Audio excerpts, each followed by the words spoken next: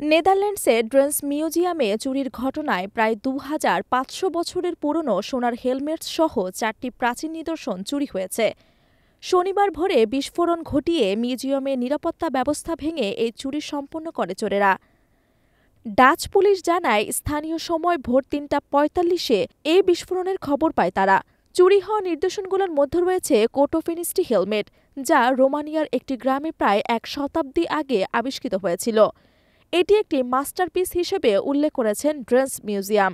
সোনার তৈরি এই হেলমেটের নকশা রয়েছে পুরাণ প্রাণী এবং একটি জোড়া চোখ, যা যোদ্ধার চোখের ওপরে বসানো থাকত।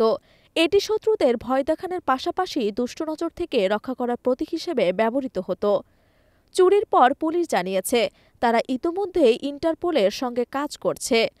রবিবার পর্যন্ত তারা ৫০টির বেশি তথ্য পেয়েছে। তদন্তকারীরা একটি ধূসর রঙের চুরি হওয়া গাড়ির সন্ধানে রয়েছেন, যা আলকমার শহর থেকে চুরি হয়েছিল এবং চুরির স্থান থেকে ৪ মাইল দূরে পড়ে যাওয়া অবস্থায় পাওয়া গেছে।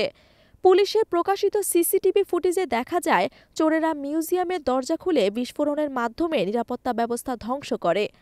চোরেরা কোটোফেনিস্টি হেলমেট ছাড়াও খ্রিস্টপূর্ব ৫০ সালের ৩টি সোনার ব্রেসলেট চুরি করেছেন। এই গুরুত্বপূর্ণ নিদর্শনগুলো রোমানিয়ার বুখারেস্টের ন্যাশনাল হিস্ট্রি মিউজিয়াম থেকে ধার নিয়ে আসা হয়েছিল। এই চুরির ঘটনাটি শুধু ঐতিহাসিক নিদর্শনের ক্ষতি নয়, বরং আন্তর্জাতিকভাবে গুরুতর অপরাধ বলে ধারণা করা হচ্ছে।